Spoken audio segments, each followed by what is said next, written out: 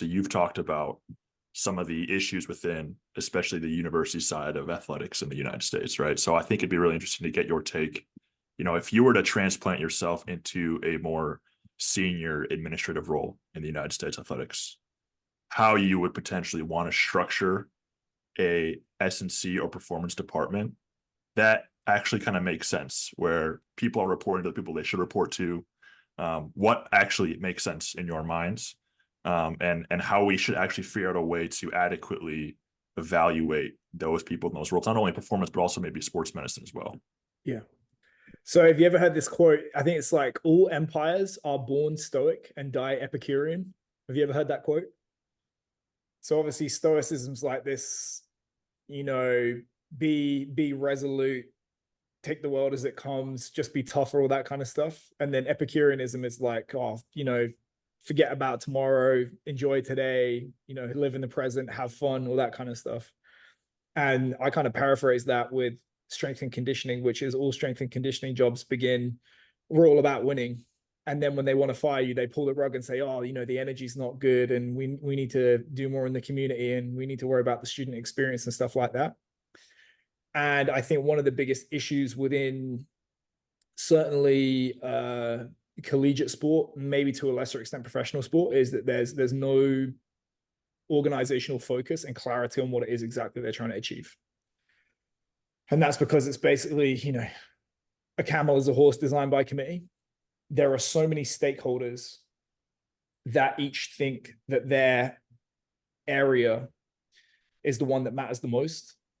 And depending on who's in charge, what makes people look better, what's most convenient, organizations will change what it is their objective is, often at the drop of a hat. So I'll pick on them because I used to work for them, William and Mary. They said, oh, we're going to win 3 major championships in the money sports within the next 5 years. We're all about winning. We're all about winning. And then suddenly, once you realize it's great to talk progressively, but you only achieve those objectives if you're willing to pay the price of acting progressively, which is a few public hangings, firing people, taking money away from non-money sports, being vocal about the fact that there's a clear hierarchy about who's more or less important. And then suddenly it's about, we need to graduate more people. We need to think about the student experience. We need to do this. We need to do that. And I think when you fall into that mental trap, it's dangerous because clearly, for example, the student experience and winning at all costs, they're like almost diametrically opposed. And it's basically an unwillingness to pick a goal and then to make decisions that follow on logically from that goal, and to be willing to take the heat of making the decisions that lead to that. Because in my experience, all institutions, given enough time and size, eventually become about the perpetuation of the institution rather than the stated objectives. So and it's true of the individuals that run the place as well. Administrators have this habit of making decisions that are in their own best interest and their own longevity, rather than making decisions to achieve the objectives that they say that they're about. If you're going to come into a collegiate environment, everyone thinks that their sport is the most important sport. Clearly, if you have limited resources and you spread them evenly across a bunch of different sports, some of which are going to be more or less successful, some of which bring in more or less money, that's not conducive to winning. It's very conducive, though, to political longevity and being liked, because you haven't upset anyone, even though you've said this is what we're about and you act in opposition to that. So I think that's one thing. It's not even specific to performance, but having that culture and that attitude from the top down in terms of the administration, it tends to have this trickle down effect to every other department within the organization. So you need to be clear about what it is you're trying to achieve. And you need to be clear about what sacrifices you're going to have to make to achieve that. once you've defined what success looks like, then you have to come up with valid, reliable, and mutually agreed upon metrics that you will use to measure success or infer success. It's really hard to do within human performance because there's no one area that a performance coach is going to influence without outside influence from other people. So, a skill coach can make you look much smarter or much more dumb than you are. An ATC can make you look much smarter or much more dumb than you are, recruitment and so on. But there are going to be metrics that you should be fairly confident that you can hang your hat on as a strength coach, like injury stats, man hours, or man games lost due to soft tissue injury, some agreed upon metrics that might be more or less specific to the sport. And then once you have those criteria that you're willing to be measured on, then it takes normally an HPM, like a hub in the middle of all that, to make sure that people are being held accountable to those metrics, that they have the resources that they need to achieve those, or at the very least, that you're using the resources that you have available to you to achieve those metrics as best you can. And then that's pretty much it. It's tough to do. Yeah, I think the point you made about the hierarchy of who's making decisions at the top and it trickling down to everybody else is so evident to me now, working in team sports for a while, whether it's professional level or collegiate level, because like if you have a president or you have an athletic director that is not going to push things in certain directions, there's only so much you can do. And then that trickles down to the sport coaches, and then that trickles down to the performance coaches being support staff. And it's like, if this sport isn't even getting support, like who's to think that you're going to get support as the performance staff? You're just like getting the crumbs that are dropped to you from the higher up. So it's like, you as a performance coach, you almost are just at the mercy of whatever happens above you. And also, I think it's the alignment between authority and responsibility. If you're going to be held responsible for an outcome or a particular set of events happening within a team, but you don't have the authority to affect change or influence it, you're kind of. So the way that I used to put it to a lot of coaches is, do you think that the head coach in your sport or the administrator that hired you could even define what it is that you do in precise terms, let alone evaluate objectively how good you are at that job? The answer is no. And yet you're having to answer to that person, and they're hiring people around you that can't do that also. And because of the hierarchy of American collegiate sport, you have to call them coach and defer to them. Like, I used to work with a guy. He was the son of the head coach. That's the only reason. We used to joke, like, the only reason he's in the team, or his qualification to be in the team, is because he came out the head coach's nutsack 40 years ago.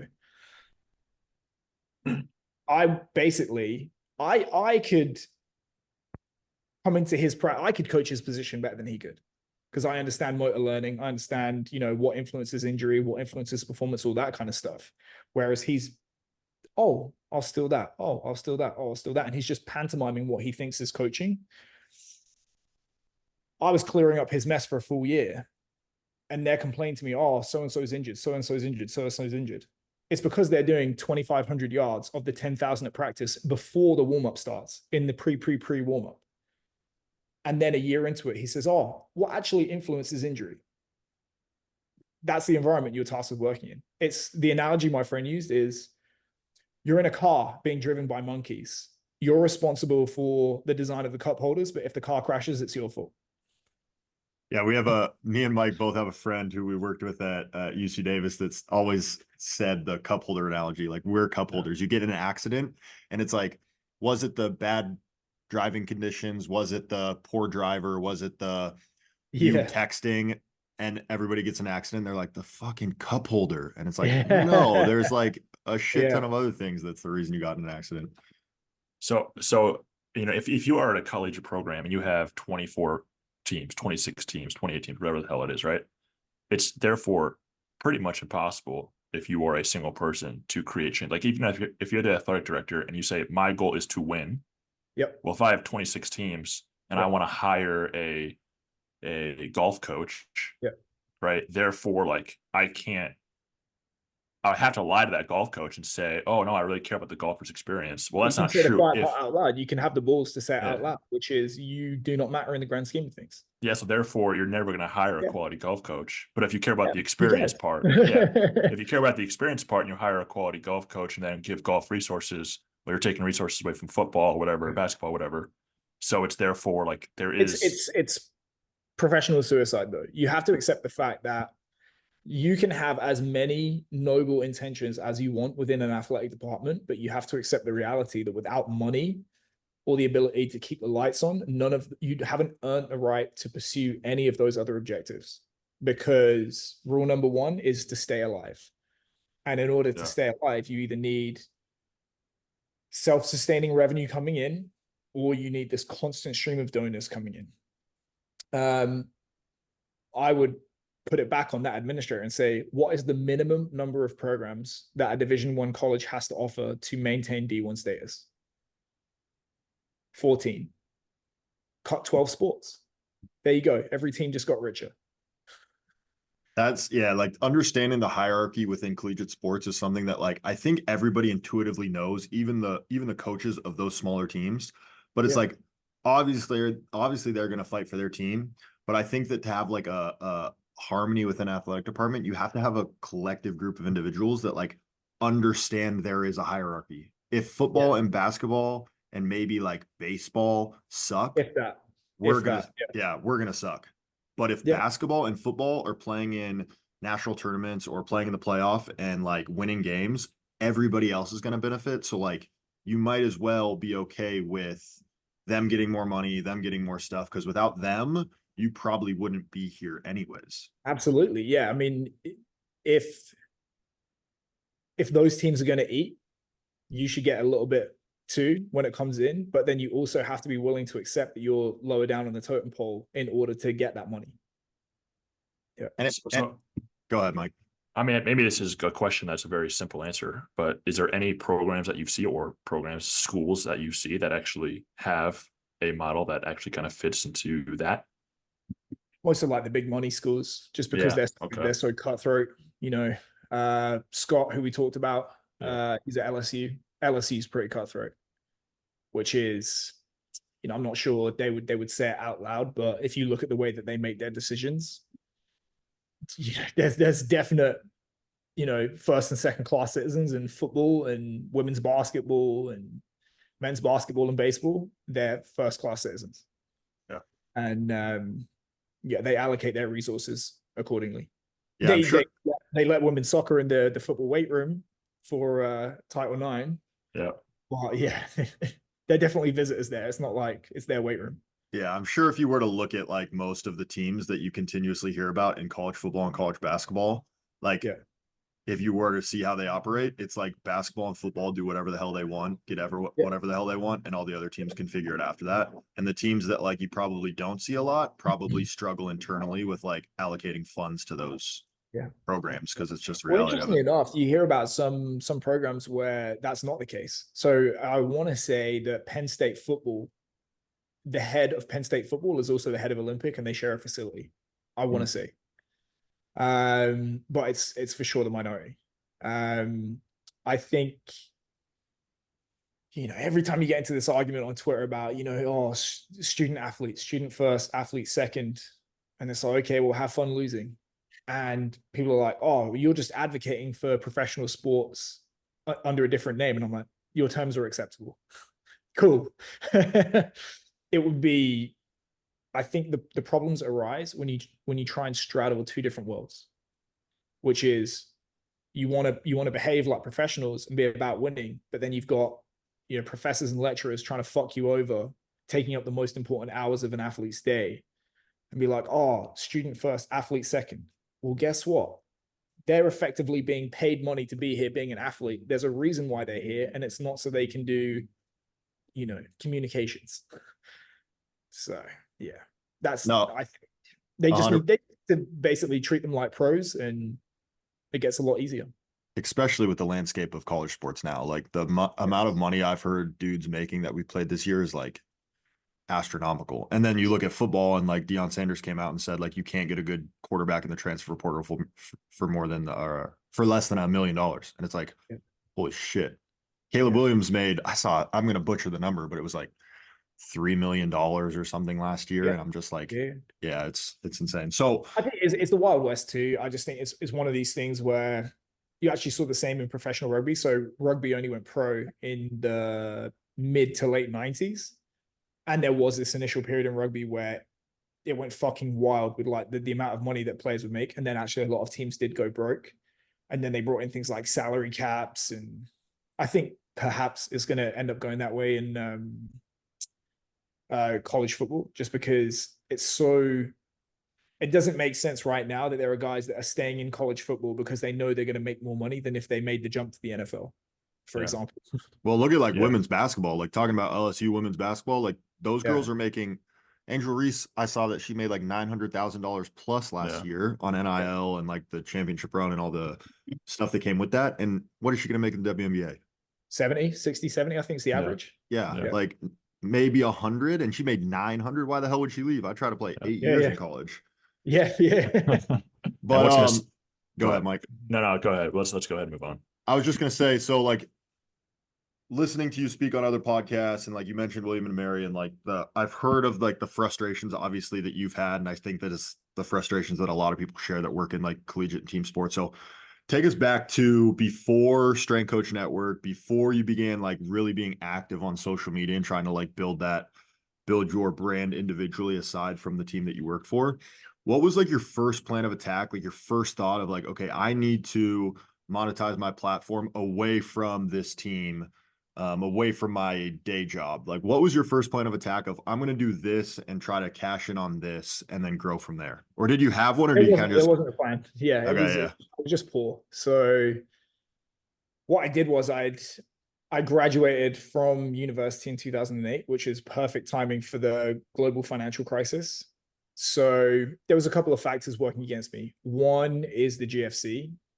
So I couldn't really work for anyone else. And the other thing is that I was a terrible coach. So I wasn't good enough to even get an internship. So I became a personal trainer by accident, brick and mortar personal trainer in a commercial gym. And I did that for 2 years whilst I was doing a part-time master's degree to try and make myself less of a terrible coach. And then by the time that I got my full-time internship in 2010, I'd had to move down to London to get that job. So there have been people that I had been training back home about an hour away that had expressed an interest in keep working with me, stuff like that. I'd also been volunteering with my own rugby team, working with players that I played with to try and get my reps in as a coach. And they had asked me, to program for them whilst I was in London. So it's like literally Facebook, email, Excel, and PayPal. So I did that, and I think I was charging like maybe £50 for 8 weeks. And just kind of did that, word of mouth, really just documenting what I was doing, which I do think, with the benefit of hindsight, is actually a smart strategy, because anytime you put out content and say, oh, this is the way it is, you're just going to invite people arguing with you, because it's just the nature of the internet. But if you say, this is what I do, you're like, you can't argue with it. That is what you do. And obviously if you're always trying to get better and iterate and improve, naturally you're going to get better results than most people. So it effectively does the marketing for you. But I did that. It was actually more until 2013, I really marketed under my own name. So I had a website called Training by Keir, and I made the mistake of being way too generic and, train everyone. So I was a little bit of a whore because I was desperate for money. I would train anyone, which is a big mistake. And I didn't make the jump to rugby strength coach until 2013, just because my career had started to do this. And if you look at me, should I be providing advice on, this is how you gain muscle, this is how you lose fat, this is how you look like a cover model? Like, no. I had much more credibility about rugby. I was much more active within rugby. I was much more interested in it. I was much more accomplished as a coach. So it just made sense to switch to that. And, I've talked about it in the promotional materials for the course, but in 4 years of working under my own name, I beg, borrow, steal 750 people to like the Facebook page, and Rugby Strength Coach got 1,500 in a day. And then by the time I got bored, it was like 35,000. So definitely niching helped. And then, I've done a few things since then. I would say online coaching is good, but there's still this inherent cap because there are activities that take time with each client. And if you get busy enough, those chunks of time add up to, X number of hours per week. And clearly there's finite time within a week. So what I tried to do in 2014, 2015 is move to some more scalable stuff like digital products and services, which has its advantages, it has its disadvantages. And then, I say the most money or success I've had is through Strength Coach Network. But you mentioned, building the brand of Strength Coach Network. It was actually promoted through my personal page until late 2020. And then by then, I started to get to the point of, I don't necessarily want to be working on this day to day, and I don't necessarily want to own it forever. So I did have a view to try and sell it. I actually tried to sell it to Play in 2021. And we got to the point of talking numbers, but they wouldn't bite on it, which was dumb for them, because fuck Play. If you look at my personal accounts, my Strength Coach Network, my own personal stuff, whatever, me, the person, and Strength Coach Network had built up more of a following than all of Play's accounts across the internet. Our LTV as well was like 10 times higher than theirs, because their education I don't think they do a good job of speaking to strength coaches about what matters to them, or they don't do it in an engaging way. But they do have a big network. So I tried to say to them, our way of communicating, our kind of like strategy for social media plugged into your network, and then you sell a license to schools when they buy flooring, that's several $100,000 per year for you. And yeah, they didn't buy it, and now they've actually got rid of their education product because it was that bad. But that's the reason that I started to brand Strength Coach Network separately for myself. So I kind of had to mentally get over the hurdle of, okay, I'm not going to be the face. I'm not going to talk about this publicly. Strength Coach Network is going to get built by itself. And that's what we did from late 2020 to when it got sold last September. And if you look at the way that Justin's built that now, he's basically continued to use that framework or formula that we use. And he's done a great job of continuing to grow it by himself. So if you were to go back in time, yeah, jumping into Rugby Strength Coach, like you almost like you said, like there was time that you spent kind of trying to catch all, right? Program for everybody, doing everything. Would you have just dove into Rugby Strength Coach way sooner, or were there valuable lessons learned in that kind of catch all phase that let you do that? It's kind of like, how with training, where when you're a new athlete, you can and should train with general means, and you should train with a broad base to effectively earn the right to use specific means down the line. I do think there's a lot of value as a coach to being able to, analyze different sports, work with different groups of people, different competition calendars, different injury epidemiology, like all that kind of stuff.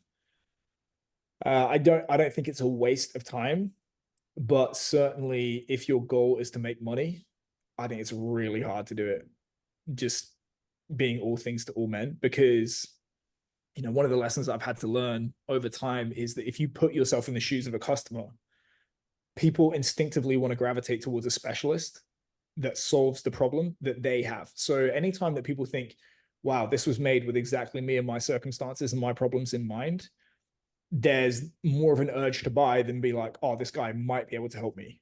So you might have 20 different testimonials from 20 different niches, the results of which are just as impressive. But if you have 20 testimonials from the same niche, achieving the same results for the same type of people again and again, naturally, you're going to gravitate towards who you think specializes for you. So if you think there are those 20 groups of people, their instinct is going to be to gravitate towards a specialist. Basketball goes to the basketball guy. Football goes to the football guy. Rugby goes to the rugby guy. Hamstring goes to the hamstring guy. The generalist only gets the dregs that are left over. So if they succeed, it's almost by accident.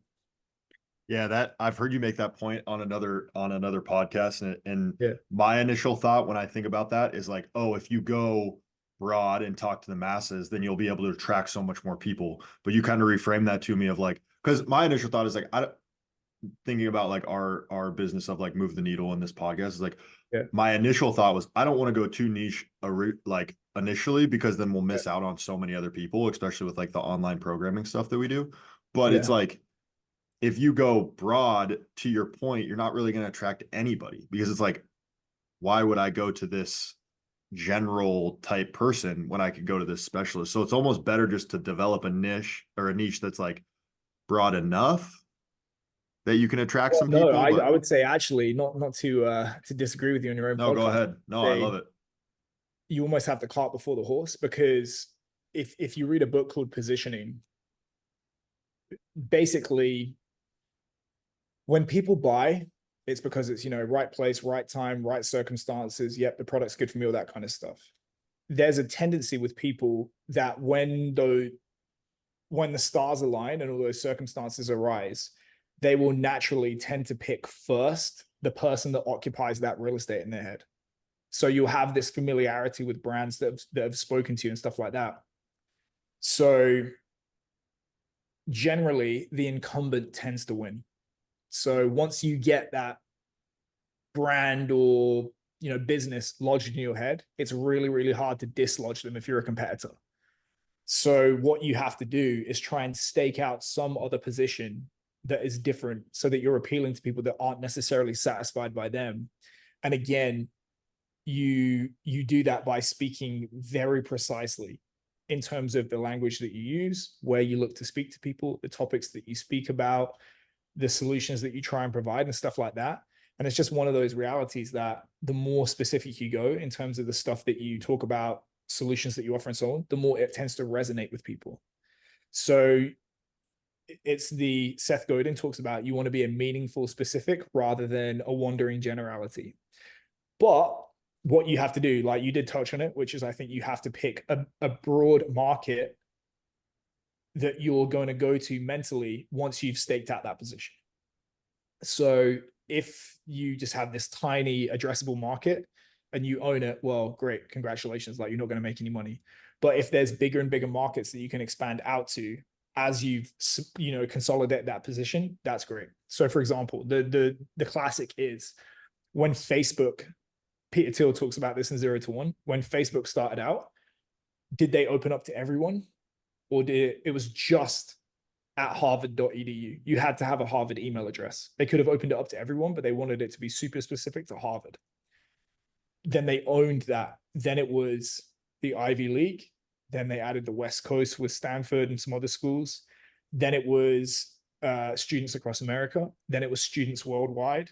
And then they gradually started to go outward like that. Now, So I'll go first, Hunter. Yeah, I'll go yeah, first go. and you go. So when you see, like, now, if you look at performance, like Mhm. there are so many, especially S&C coaches in the university setting, who are Yep. now branching out and doing their own thing. Like I'm Yep. still a strength coach, but now I have my own business doing Yep. XYZ. Is Smart. this what you would call one of the bigger mistakes that you see within that kind of dive? Is that we're not getting specific enough, we're not getting into a niche quick enough, because there's a lot of people now who are just trying to create a business, and that business is now just too general. Yeah. In a word. Yeah. Okay. That was a mistake that I made as well, Okay. because if you look at Strength Coach Network, for example, Strength Coach Network started as the rugby strength coach community. So it was very much, looking back, it was probably, I should have done a better job than I did, but I didn't know then what I know now. But it was all like, I get all these emails about how do I get your job? Because I had a prominent position within rugby at the time.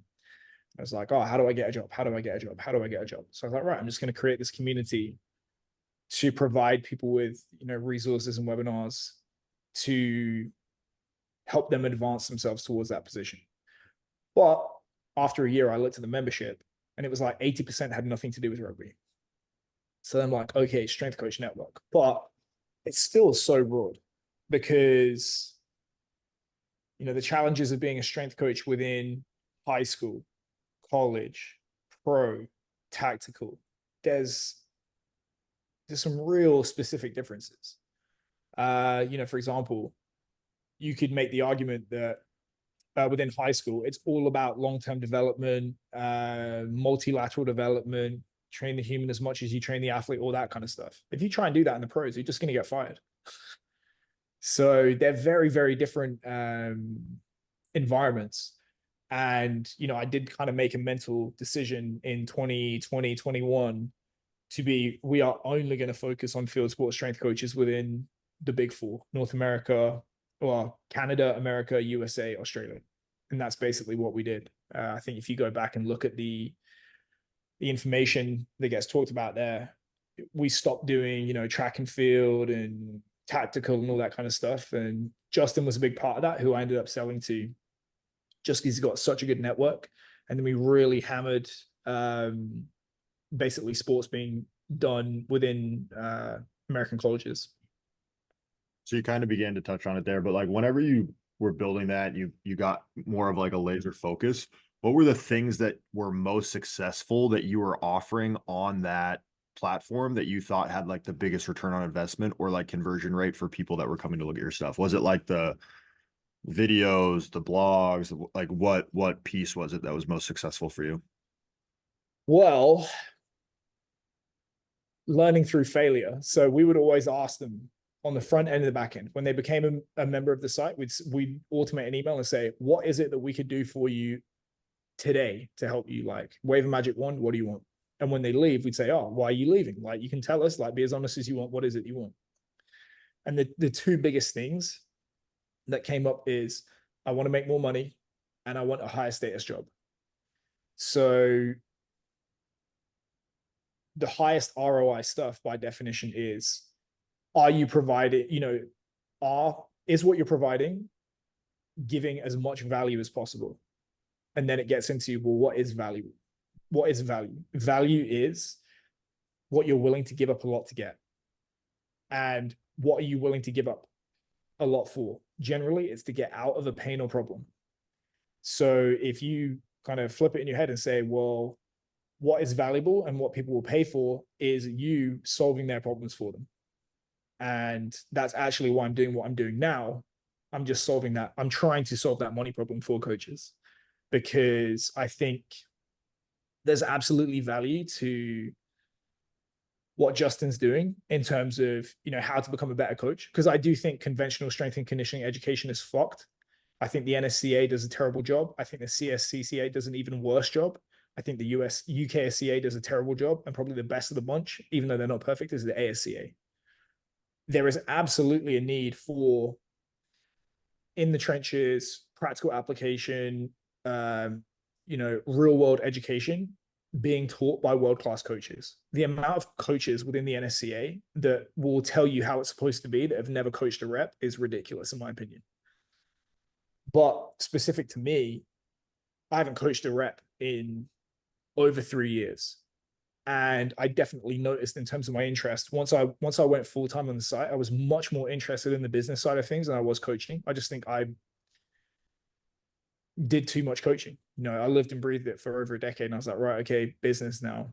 And I do think with the success of the site, having Solid Strength Coach Network, with my own interests and how I'm spending my time, I'm much more equipped to try and help on the money side of things than the performance side of things.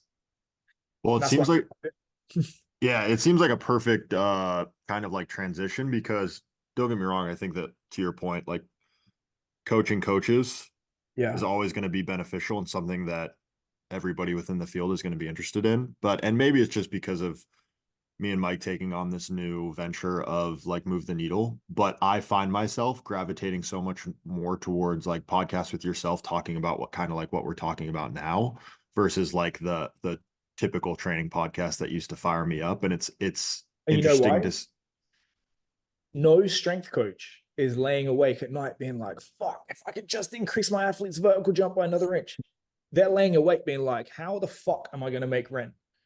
Why is it that I'm 30 years old and I've got 2 degrees? Yeah. And on an hourly basis, the person that cleans my gym makes more than me. Those are the important problems. And I think it's also hit home more for me now that like me and my wife have a 1.5-year-old and it's like Shit gets real.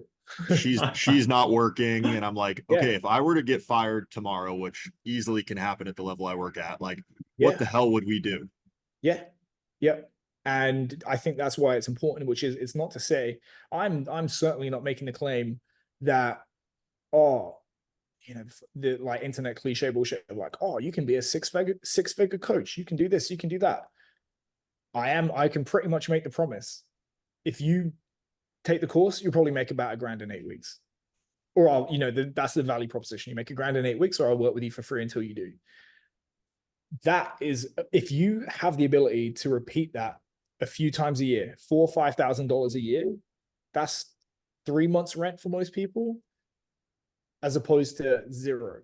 You know, that's a little bit of runway that you give yourself. And it's also something you can have in the background should you get fired, to be like, okay, I've got a little bit of runway and now I have the opportunity to try and ramp that up to look after myself. But Yeah. it's, you know, the business with one customer is run by an idiot and you're the CEO of you. So when you work for an organization, that's the one customer that you have. That is not a secure position to be in, especially when they have no contractual obligation to see out the term of your employment or look after you when you get fired. Yeah, that's the interesting piece that like when I first got into the field and worked for a couple of people like within internships, they were like, "Oh, we're in-house. We don't share any information. We don't do anything on social media. Like, Yeah. don't even post you working out in our weight room." And like to a certain extent, I was like, "Okay, yeah, that makes sense." So like ingrained in my head early on in my career was like, "Well, don't post on social media. Like, just worry about your athletes, train your athletes." And now I've gotten to the point where I'm like, "No, if I can monetize something within social media, I'm gonna post more." And like me and Mike have released a program. I released a program myself, and it's like cool to see like, oh wow, there's actually people that are willing to spend money on like products that you're offering, and it creates a little bit more of like a income, Yeah. even if it's just here and there. What was your strategy, or what is your strategy within like social media and kind of leveraging that? Because I think it's obviously so powerful to be able to get eyes on your products and things like that. So like, do you have a strategy when you think about marketing on social media, or do Yeah. you just try to Yeah. post as much as possible? Well, prior to money changing hands, attention is the currency of the internet. So attention is a limited resource by definition. There's only so many things that you can attend to. There's only so much time that you can give to two things that you're attending to each day. And naturally, when you have a limited resource, people are smart about how they spend it.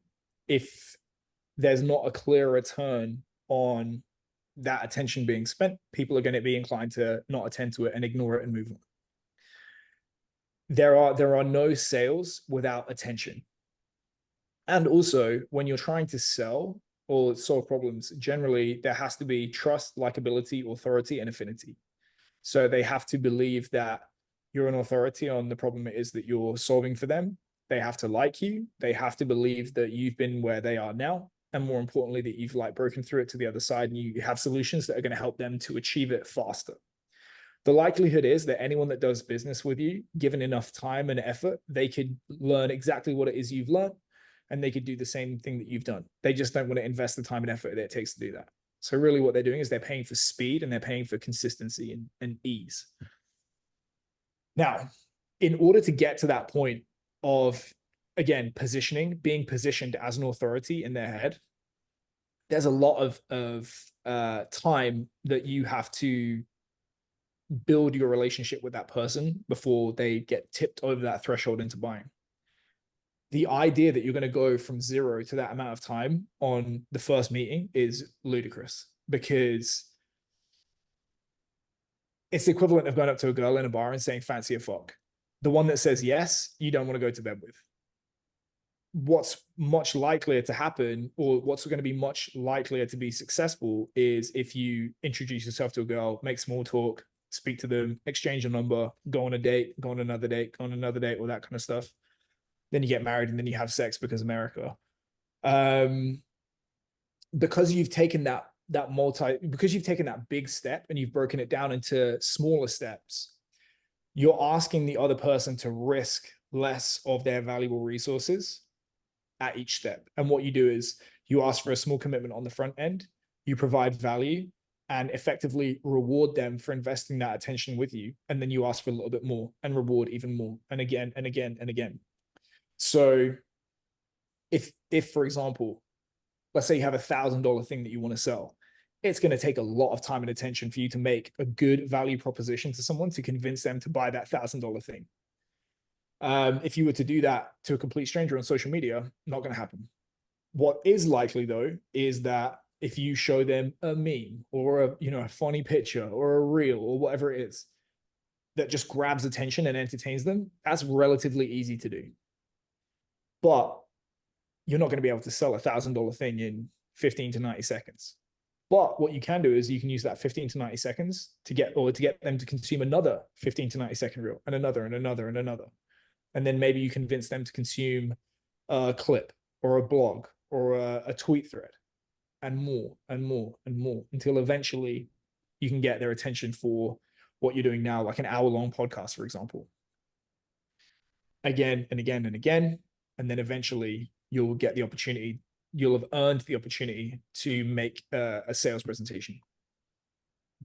I'm constantly conflicted. Well, not constantly anymore, but I was when I first started doing stuff on social media. I was conflicted about obviously feeling like, who am I? And it's like there's so much now in performance social media. It's like, why would people consume what I'm putting out, right? And then I had a moment of before I came here to Illinois State, I got a job offer from a private facility of a guy who I met in Nashville who took a job at Florida, who's now running a company, and he wanted me to come run it with him. And it was because of a conversation we had and a coworker of his had. And then he asked the coworker for my number and he went through my Instagram and he's like, my Instagram convinced him that we should get back on the phone. And then we talked again and then he ended up offering me a job. And it was not like something that I was ever looking for, but it was like the first time that I was like, okay, no, this does make sense that there is these touch points of just people combing through your content. But that also makes me think about like when people want to actually start their own company or branch off and do their own stuff, it's really easy to go like, why should I now, if I'm a strength coach and all I know is being a strength coach, the only value I can provide is being a strength coach outside of my 9 to 5 or whatever the fuck it is I'm doing. There's almost an oversaturation of those people now. It's like, so how do I now put myself into a niche where it's like, there's a hamstring guy, there's a fascia guy, there's speed guys, and there's not only is there one person, but there's probably 15 people down the list of just getting a little bit worse and worse and worse. So I'm sure that scares people away from therefore actually taking that leap. But even for those people that doesn't scare from taking away, like for like a younger company, like that makes it even more difficult now to create value because of a potential oversaturation now in the performance world outside of the collegiate market. Niche down even more. Niche down even more. Just become more and more specific. If you find a small enough part of the world that, if you go back to position, they talk about the 800-pound gorilla in the room. The reason that Facebook only picked Harvard is because they were the 800-pound gorilla in the room at Harvard. At the time, they were competing with MySpace. If they had tried to go nationwide or global like MySpace at that time, they would have just got destroyed. They picked an environment where they had zero chance of losing and other people would be mad to compete with them. So normally you get there by going narrower and narrower and narrower and narrower so that you own that piece of real estate and they would be dumb to compete with you. I think that is one thing that you have to do mentally. Whenever I've had this conversation with people, which is, I kind of ask them like, do you believe that you know what you're doing? And they'll say yes. And I'll say, do you believe that you're a moral person? And they'll say yes. And I say, do you believe that there are people out there that are snake oil salesmen that don't know what they're talking about and that are immoral? And they'll say yes. And I'll say, well, the money's going to get spent either way. So wouldn't it be good that the money gets spent on you rather than with those people? So it's almost like you're doing the industry a service by throwing your hat into the ring.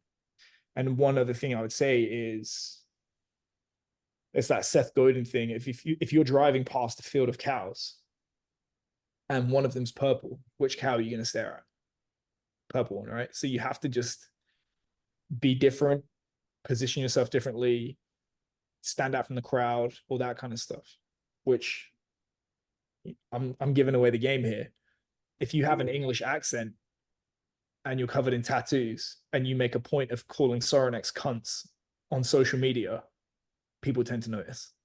So if you imagine that each audience is like concentric circles, at the very, very center of Soronex's audience. There's the, you know, pre-diabetic strength coaches with the shaved head, the goatee. They call everyone coach and sir. They shout, they're knuckle draggers.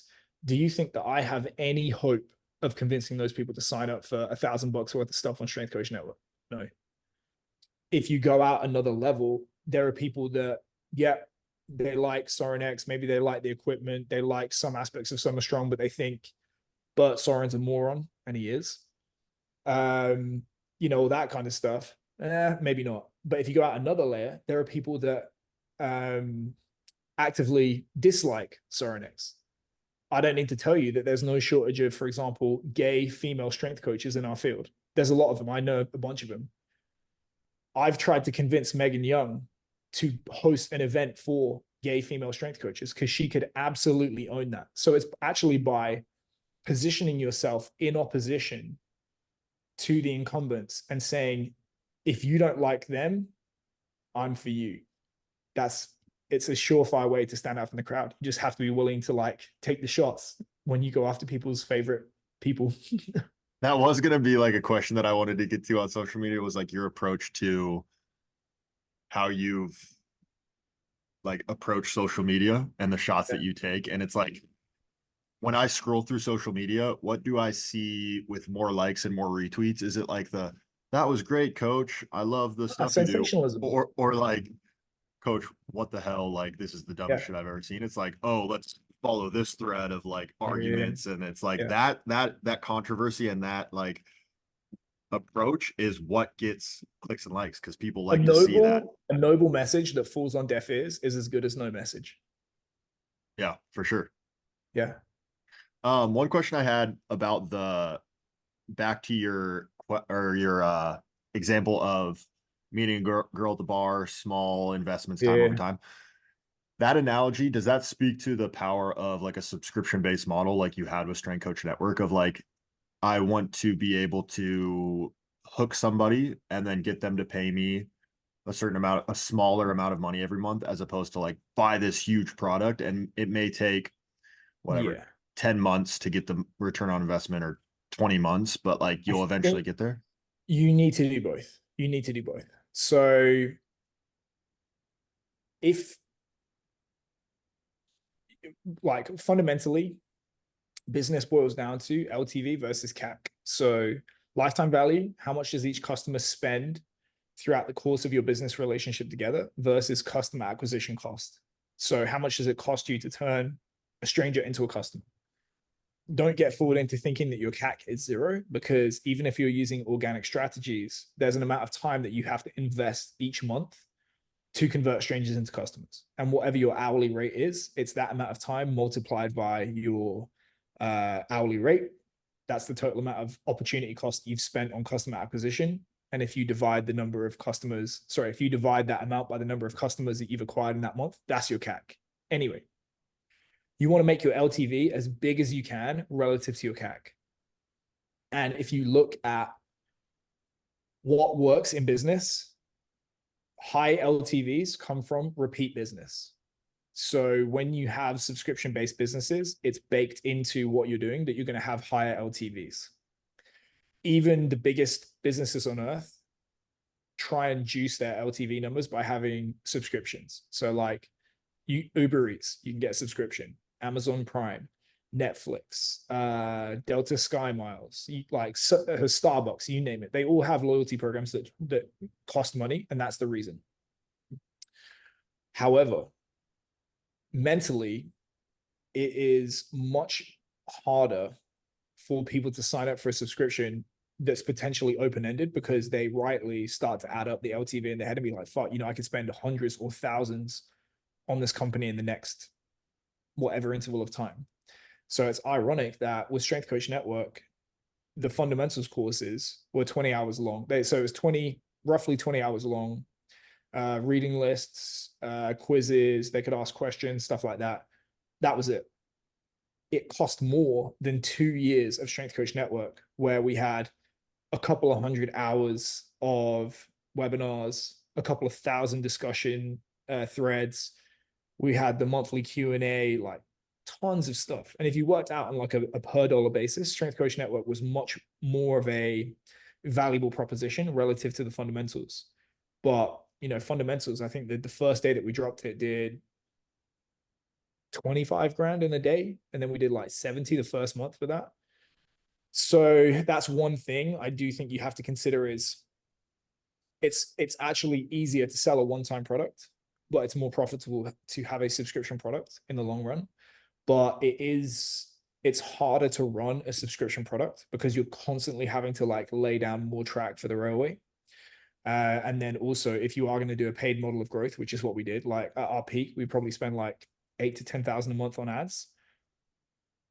And the issue is, like you said, we spent like 170 to acquire a customer, but we were making 500. But at $29.99 a month, we're not making money until month 7. So when that happens, even though you have a profitable model, it's theoretically possible for you to spend yourself broke, even though you're profitable. If you sell a course for 600, you make your money back that day. And then you go out and you buy more ads and you keep feeding the machine like that. So I think the best strategy to have, like even if you're selling coaching products, you should be selling a digital product or template on the front end to basically allow you to get customers through the front door, maybe at a small profit, and then you immediately try and sell them a subscription on the back end because that's where the money comes from. Yeah, that's something that me and Mike have talked about of like, how can we create like a baseline salary per se within like a venture that we're at? Because it's like we've sold a program before, and that to me feels like a bonus because you can't really count on that money per se, like unless you're releasing It's a feast and program. famine. Yeah. Yeah. So it's like, how can we create like a baseline of money that we know we can rely on with subscriptions, with sponsorships for the podcast, whatever it may be? And then how can we like leverage that kind of exactly as you're saying to then sell bigger products and make more profit I from think it? it's difficult to do, sponsorship models with podcasts. I think it's really difficult to do unless you have massive audiences, because the thing you have to remember is that when you're selling sponsorships, you're selling sponsorships with the assumption that basically they're going to generate more revenue than it costs them to sponsor the show. And then if you kind of like back out the numbers and be like, right, what's the likely, how many uniques are we getting per episode? What's the likely conversion? What's the average order value? Stuff like that. The math doesn't work for a lot of people. Truthfully, like I've had sponsors before where I think, they were paying 25 grand a year. And I really think they were spending 25 grand a year to not have me go with their competitors. So I think, Hey, that's one way to do it. They were still paying you. yeah. I think if I was in your shoes, I would probably try and use the content to promote your own products and services. But if you can go out and convince, I think it's probably best to either just be like a media company and just to have this huge podcast that's your main focus and you get sponsorship money that way, or to sell products and services on the back end. I have a follow-up question that's unrelated to this current train of thought, but you've talked about, you spent however many years just in the coaching sector of coaching, and then you transitioned to business. And now, like when I hear you speak, or like even on this call, it's like all these questions that we're asking you are now business related. Yeah. And I think that goes to the specificity of diving into a niche. Mm-hmm. Do you ever feel like, hey, like, I feel like I'm not servicing the athletes that I'm seeing all over social media well, because I see them doing dumbass shit, but because I'm now in a niche of people kind of seeking me out in business related stuff, like I'm going to do that, and that's where the money is. But I do have this 10-year long line of experience that I'm no longer using. Is that a thought process, or is it like, hey, the money's here, the business is here, like let's just keep doubling down? Last year there was a guy that I trained in my first year of coaching. So he was 15 when I started training him. He's now, a full grown man, plays for England, big time professional rugby player. And he wanted to get ready for the World Cup. And he had asked me to help him get ready. And I kind of told him, like, I've not really coached in a long time, but he's like, no, I want you to train me. So we went out to California for 2 weeks and I trained him. And it was actually quite frustrating for me because it's kind of like you said, I've done it for a long time.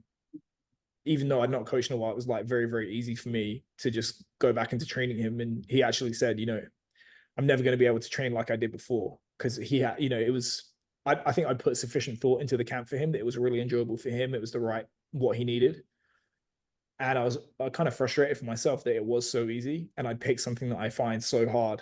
But it's one of those things where I think I've done enough coaching that I don't want to do it anymore. And also it's like Grant Cardone, I think he's a lunatic, but one thing that he has said that resonated with me, which is you have to be willing to kill the existing version of yourself to become the future version of yourself. So it's almost like I do have to put that coaching stuff to one side and try and concentrate on, you know, like you alluded to, Hunter, with your kids. You know, you do have to think about your kids. Yeah. This kind of lends itself to one of the last questions that I really wanted to hit on, and it's this idea of like climbing Everest, and then you get done climbing Everest and you go back to your normal life and you're like, wow, what the hell?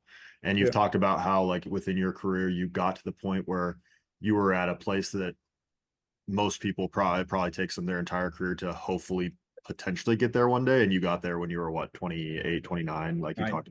29. 29. So like I feel though, as like speaking to my personal experience, like my dream job was like Arizona State men's basketball, and like You did it already. and now I'm here, and I took this job when I was 28 years old. And it's not to say that like I'm like, all right, I'm ready to move on. Like I do truly love this job and like want to be here until the wheels fall off. But I find myself like being in this position thinking about like move the needle and growing that even more. So how did you deal with, or how do you currently deal with this like climbing Everest and then getting to the top of Everest and being like, okay, now what? Because I think that some people view that as like you're never satisfied, like just be content. But then I think that there's another group of people that probably look at it as a positive, like you're always striving to do more, you want more. Like I'm not even sure if I threw a question in there, but like how do you kind of go about dealing with that concept of like getting to Everest at 29 years old and then what? Well, I think, you know, the mistake that I've made throughout my career is, yeah. So for example, I was late becoming an intern. Like I said, it took me until I was 25 to become an intern. I was turning 25. And I sat down with my boss at the time, who I still speak to. And he said, you know, what does success look like to you in this internship? And I said, I want to be a head strength coach in the Premiership by the time that I'm 30. So the English Premiership. And, you know, I'd been the head strength coach or head speed, strength and power coach at the Roosters when I was 28. I went to the World Cup at 29. And the day before my 30th birthday, we walked out to Wembley against the All Blacks. So then along those lines, or sorry, throughout that time, I was like, why am I not happy yet? And I'm like, well, obviously it's, you haven't set my goals high enough. So then I just kept moving the goalpost. So the whole reason I came to America was I wanted to work in the NFL, because I felt like I'd done what I wanted to do in rugby. I was sick of rugby. 2 years in Japan sapped me of every last drop of passion that I had for the sport of rugby. Since then, I've watched 2 games. That's it. So I told myself, right, if I work in the NFL, then 1, I'll be happy. And 2, nobody can argue with the fact that I'm the best. I just wanted to prove that I was the best. But then obviously life gets in the way. I had a kid, and Eric Coram, who's a good friend of mine, he was my boss. That's actually why I ended up at William & Mary, because he's one of like 5 people that I could actually work for in American sport. And he and I had the conversation where he had worked for the Texans. He wanted to go back and he wanted to take me with him, which was what I was banking on when I took that job. I'm like, I'm going to be so indispensable to this guy that he's going to want to take me wherever he goes. And he did.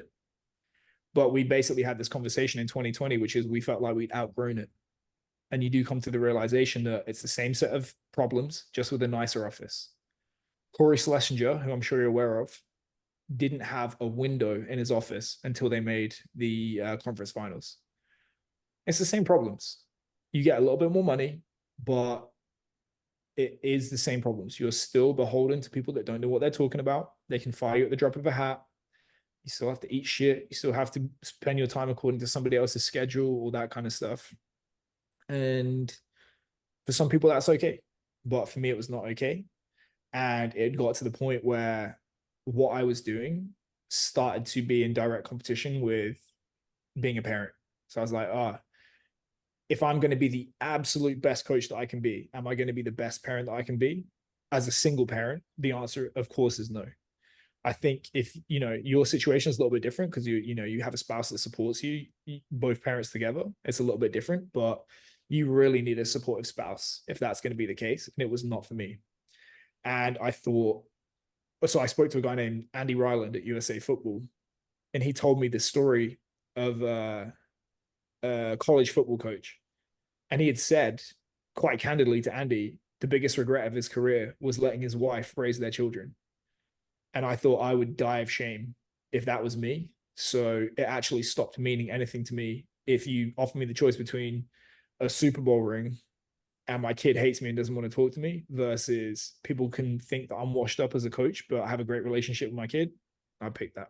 And that's another reason why I switched to business, because the kind of security that I want to build for my kid, his future, being able to spend time with him, it has to be on my terms and it has to be through my own endeavors.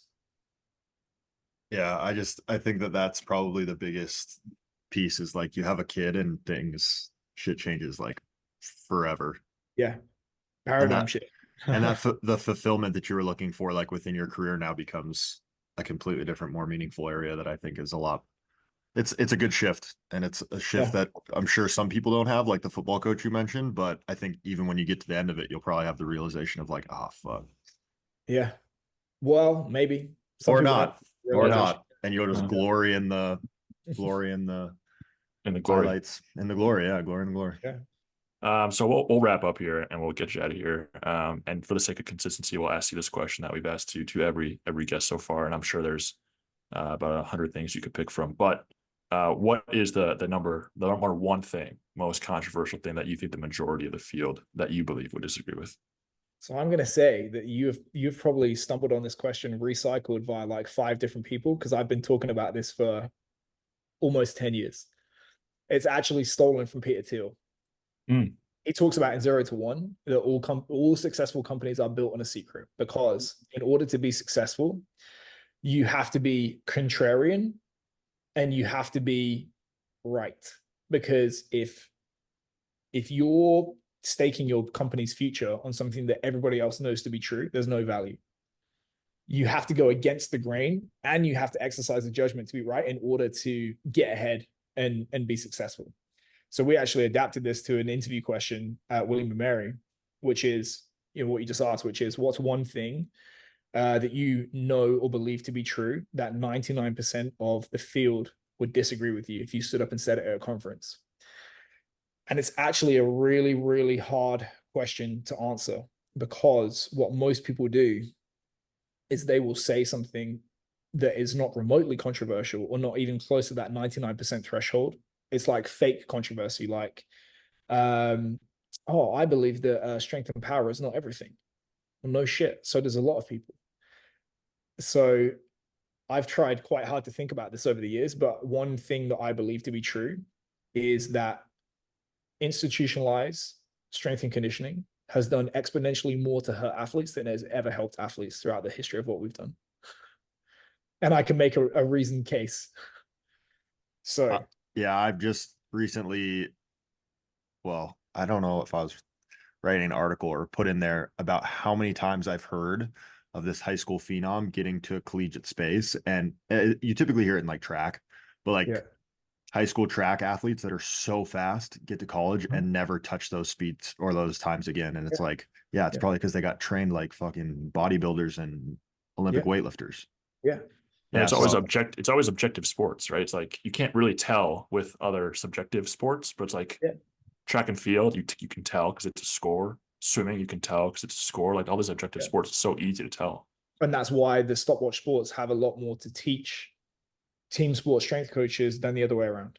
There are a lot of strength coaches within team sports that hide, and they use the situation that we just described to never be exposed to scrutiny.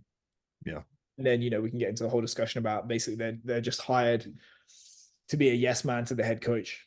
But yeah, I think it is a fact that there is a limited physical capacity to tolerate stress within the human organism. All right. It can be tweaked, but it's still finite. It can be also be improved with training, but it's still finite.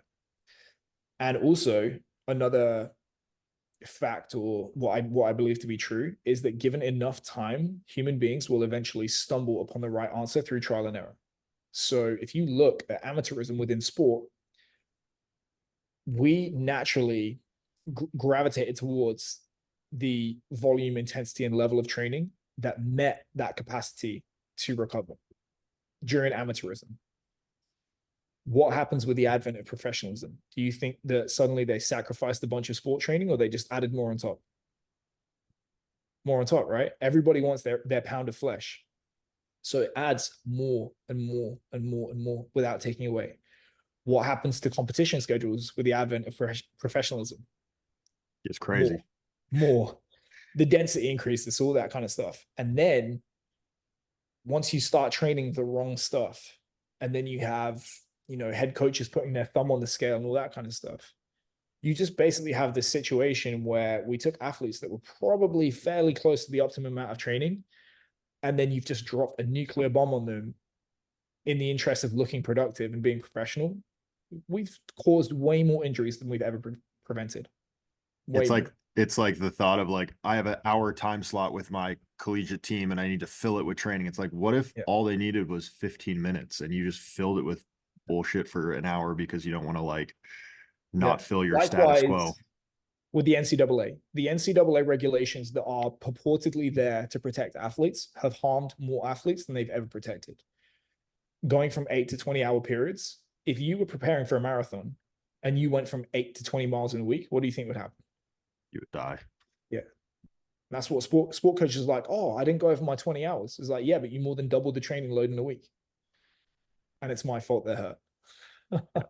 Anybody that delivers stress is equally as responsible for the injuries that occur, but everybody looks at the strength coaches as like the hamstring strength coach. No, it's the 4-hour practice you had yesterday. Yeah. Oh, cool. Well, we'll get you out of here. We really appreciate your time. This has been awesome. I want to give you as much time as you want to talk about like what you're offering and where people can find you and what products you have. So go ahead and pitch that however you'd like. You can learn how to leverage your coaching experience, train heroic in your own social media to make $1,000 in 8 weeks, or I'll work with you for free until you do. Callmekier.com. Callmekier.com. All right. Well,